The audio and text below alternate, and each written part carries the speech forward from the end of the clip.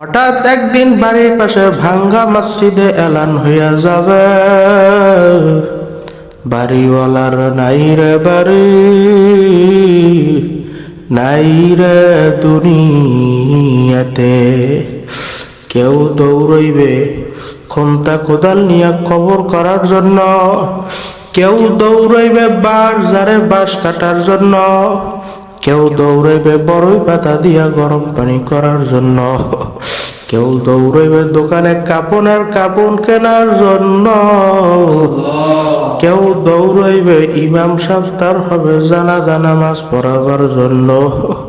তাকবীর দিয়া বলবে যাও যাও যাও, আর কোনদিন আসবা না। এ কবরের যাত্রীরা, বাজান একটু মাওলার কথা চিন্তা করো, কবরের কথা চিন্তা করো, মৃত্যুর কথা স্মরণ করো রে বাবা। বাজান দুনিয়া শান্তির জায়গা না। এই দুনিয়ার ভিতরে কত রাজা বাদশা ছিল, বাজান থাকতে পারে না আর পারবে না। এক কবরের যাত্রীরা তামাম বিশ্বের ভিতরে 4 জন লোক রাজত্ব করছে। তার ভিতরে একজন বাদশা সেকান্দার বেসকান্দার বাদশা। তিনি ইন্তেকালে ওসিয়ত করলো, আমার সাথীরা মৃত্যুর পরে আমাকে গোসল করাইয়া আহারে খাটের উপরে উঠাইয়া হাত দিয়ে একটু বাহিরে রাখিয়া ঝুলাইয়া তারপর আমাকে দাফন করিও। যখন তিনি মৃত্যুবরণ করলেন, লোকেরা তাকে গোসল করাইয়া কাফন পরাইয়া হারে হাত দুইটা বাহির রাখিয়া ঝুলাইয়া শহরটা ঘুরাইয়া তারপর দাফন করবে। বাজান যখন শহর ঘুরায়, বিভিন্ন লোকেরা বলছে দেখছো বাদশাহ জীবন আমাদের থেকে খাজনা এবং ট্যাক্স নিল, এখন কেমন জানি হাত পাইতে রইছে, মনে হয় খাজনা এবং ট্যাক্স চাই। বিজ্ঞান আমরা ডাক দিল, বোকার দলেরা তোমরা তো বোঝো না, বোঝো না। বাদশা সেকান্দার ইন্তেকালে ওসিয়ত করছিল, ও আমার সাথীরা কিয়ামতের ময়দানে একেবারে আমি দুইটা খালি হাত নিয়ে উঠব। এই দুনিয়ার ভিতরে এত আমার মতো বাদশার কেউ হইতে পারবি না। কিন্তু যখন আমি কবরে রওনা করলাম, একেবারে দুইটা খালি হাত নিয়ে রওনা করলাম, আর কিছুই নিতে পারলাম না। এ দুনিয়াদার পাগল, এ টাকাওয়ালা, হে বাড়িওয়ালা, এ জমির মালিক, হে কোটি কোটি টাকার মালিক, ক্ষমতার মালিক, ক্ষমতার গরমে টেকা যায় না। বাজান তুমি ভালো কইয়া যাই না রাখো, যে গরিব যদি অন্ধকার কবর দেয় তারও কাপন কিন্তু 3টা।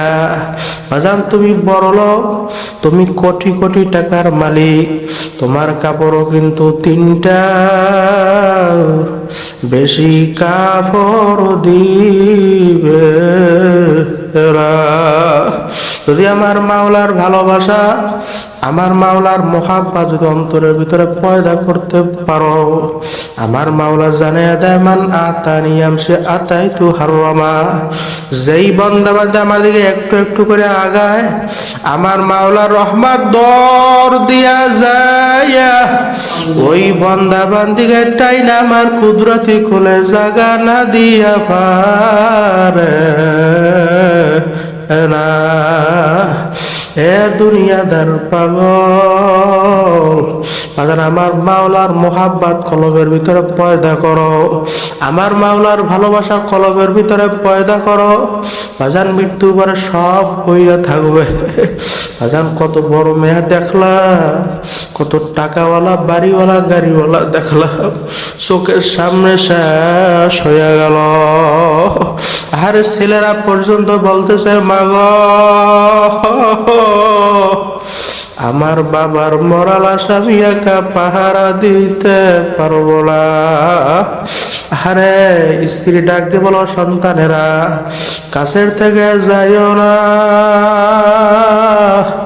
তোমার বাবার মরাল আশা আমি একা পাহারা দিতে পারবো না। বাজান কিসের বাড়ির মালিক, গাড়ির মালিক, ক্ষমতার মালিক, সম্মানের মালিক বাজান কিছুই থাকবে না। বাজান রে ইব্রাহিম বিন আদহাম রহমাতুল্লাহি আলাইহি বাজান তিনি সিংহাসনের মালিক ছিলেন। এক মুসাফির যে বলতেছে, ও ইব্রাহিম তোমার মুসাফিরখানে আমার একটু থাকতে দাও। ইব্রাহিম বিন আদহাম ধমক দিয়ে বলে, আহাম্মক এটা কি মুসাফিরখানা, এটা হইছে বালাখানা। ওই দরজার সামনে যে কাছারি ঘর দেখতে আসো ওইটার নাম হইছে মুসাফির খানা। মুসাফির ডাক দিয়ে বলো, ইব্রাহিম এই জায়গায় তোমার আগে কে ছিল? কয় আমার বাবাই। কয় তার আগে কি ছিল? কয় আমার দাদাই। কয় তার আগে কি ছিল? কয় আমার তালই। কয় তোমার তালই কয়? কয় সে কবরে সইলা গেছে। কয় তোমার দাদা কয়? কয় আমার দাদা কবরে সইলা গেছে। কয় তারপর কি ছিল? কয় আমার বাবাই। কয় তোমার বাবাই। কয় আমার বাবাও কবরে সইলা গেছে। কয় ইব্রাহিম এখন কে? ইব্রাহিম বিন আদহাম রাহমাতুল্লাহ বলতেছ, মুসাফির এখন বসা আমি ইব্রাহিম। মুসাফির ডাক দিয়ে বলতেছ, ইব্রাহিম তুমি কি চিরদিন থাকতে পারবা? আর ইব্রাহিম বিন আদহামের চোখ থেকে পানি বের হয়ে গেল। আর ডাক দিয়ে বলতো, মুসাফির রে আমি থাকতে পারমু না। আজান ইব্রাহিমের মাথার ভিতরে এমন কাজা চক্কর বাইরা গেল। আর একটা মুসাফির মানুষ, তার ভিতরে আমার মাওলার এত পাওয়ার, আমি বাদশা হইয়াও কেন পাইলাম না? ইব্রাহিম বিন আদহাম রহমাতুল্লাহ ডাক দিয়ে বলতে, দুনিয়ার মূর্খ বাদশাহ কে আছো? আমার এই বাদশাহী ধরো। আমি আমার মালিকের তালাশের জন্য বের হইলাম। ইব্রাহিম বিন আদহাম রাহমাতুল্লাহি আলাইহি বাজার তিনি আমার মালিককে এমন কায়দায় পাইল। হারে তিনি সুই দিয়া রুমাল অথবা কাঁথা সেলাই করত। ওই সুইটারে নদীর ভিতরে ফালাইয়া দিছে। দিয়া ডাক দিয়ে হলো, নদীর মা আমি ইব্রাহিম বিন আদহামের সুই পইরা গেছে, তোরা কে কে পরামর্শ সুইটা একটু উড়াইয়া দে। বাজার একটা নয়, দুইটা নয়, শত শত নয়, হাজার হাজার মাছ। কার মুখে মণিমুক্তার সুই, কার মুখে হীরার সুই, কার মুখে স্বর্ণের সুই, আর কার মুখে রূপার সুই নিয়ে আসছে। হুজুর আপনি কোনটা নেবেন না? মাল্লাহুল মাওলা ফালাহুল কুল, যেই বান্দা বান্দা আমার মাওলার জন্য হইয়া যাইবে রে বাবা, দুনিয়ার গাছ না মাছ না সব আমার মাওলার গোলাম বানাইয়া দিবে। দিবে কি দেবে না? আউলিয়ারা লাথি মারে দুনিয়া, আউলিয়ারা জুইকা পরে আখেরায়, আউলিয়ারা লাথি মারে দুনিয়া, আল্লাহ আউলিয়ারা জুইকা পরে আখেরায়। মাটির বাড়ি মাটির ঘর, মাটির হইবে বিছানা, ধনী বল গরিব বল, আজরাইল কিন্তু কাউকে ছাড়বে না। হে কবরের যাত্রীরা, ও পর্দালের মা বোনেরা, বাজারটু চক্ষুরা বন্ধ কইরা মুরাকাবা কইরা বসো। আহারে মাম্বাকা মিন খশিয়াতিল্লাহ হারামাল্লাহু আতিলকাল আইনে আলান নার। যেই চক্ষু আমার মাওলার ভয়, জাহান্নামের ভয়, কবরের ভয়, মিজানের ভয়, পুলসিরাতের ভয় কাঁদবা, আমার মাওলা ঘোষণা কইরা দিছে ওই চক্ষু আমি জাহান্নামের আগুনে জ্বালাবো না। একটু চক্ষুরা বন্ধ করে মোরাক্কাবা কইরা বসো, আর একটু মৃত্যুর কথা স্মরণ করো। বাজান রে, সাহাবা কেরামদের ইতিহাস পড়লে দেখবেন ওমরে ফারুক রাদিয়াল্লাহু তাআলা আনহু আমার মাওলার ভয়, জাহান্নামের ভয়, কবরের ভয়, মিজানের ভয়, পুলসিরাতের ভয় কানতে কানতে বাজান গালের ভিতরে দুইটা কালো দাগ পড়াইয়া ফেলাইছে। লোকেরা বলে হুজুর আপনি মলম লাগান, আপনার গালের কালো দাগ ভালো হয়ে যাইবে। তখন ওমরে ফারুক রাদিয়াল্লাহু তাআলা বলো, আমার সাথীরা, কিয়ামতের ময়দানে আমার মাওলা যদি বলে ওমর তুই আমার দরবারে কি আমল নিয়ে আসছ, তখন বলবো মালিক, ও মালিক আমি কোনো আমল আনতে পারি নাই, আমি তোমার ভয়, তোমার জাহান্নামের ভয়, কবরের ভয়, মিজানের ভয়, পুলসিরাতের ভয় কানতে কানতে কানতে কানতে গালের ভিতরে দুইটা কালো দাগ পরায় নিয়ে আসি, আমি আর কোনো আমল আনতে পারি নাই। আশারা মুবাশশিরাতের 10 জন সাহাবী, তার ভিতর থেকে উসমান গনি রাদিয়াল্লাহু তাআলা আনহু বাজান রে, তিনি যখন রাস্তা দিয়া হাইটা যাইতো, কবর দেখলি টাস কইরা পইরা যাইতো। লোকেরা বলে হুজুর আপনি কবর দেখলে কেন পইরা যান? আরে তখন উসমান গনি রাদিয়াল্লাহু তাআলা আনহু বলল, ও আমার সাথীরা, আখিরাতের যে গড়া গাড়ি হয়েছে তার প্রথম নাম্বার গাড়ি হয়েছে কবর। এখন যদি তার সামনে আমি ভালো ব্যবহার করতে পারি, ভবিষ্যতের ভালো আশা করা যায়। এক কবরের যাত্রীরা, আমাদের তরিকার মুরব্বী রশিদ আহমদ গঙ্গুই রহমাতুল্লাহি আলাইহি আজান রে, তিনি আমার মাওলার ভয়, জাহান্নামের ভয়, কবরের ভয়, বিজানের ভয়, পুলসিরাতের ভয় কানতে কানতে কানতে কানতে চক্ষু দুই অন্ধ বানাইয়া ফেলাইছে। লোকেরা বলে হুজুর আপনি অপারেশন করেন, আপনার চক্ষু ঠিক হইয়া যাইবে।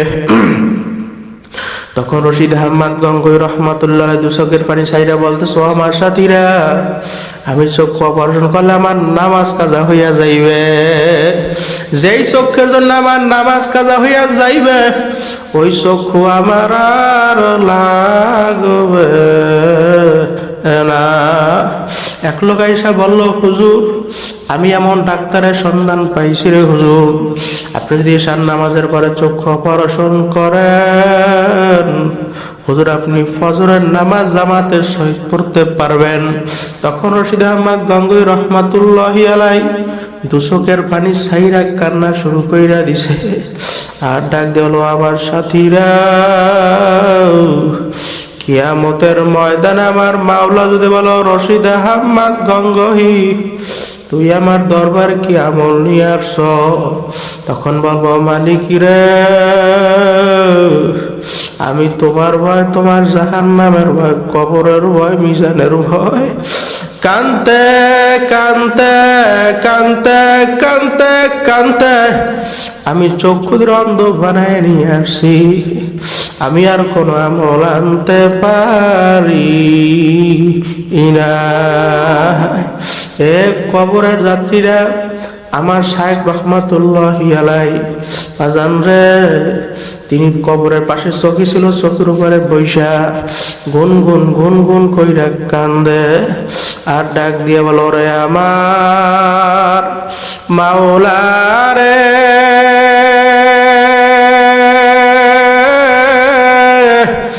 ওরে আমার মাবুদ রে,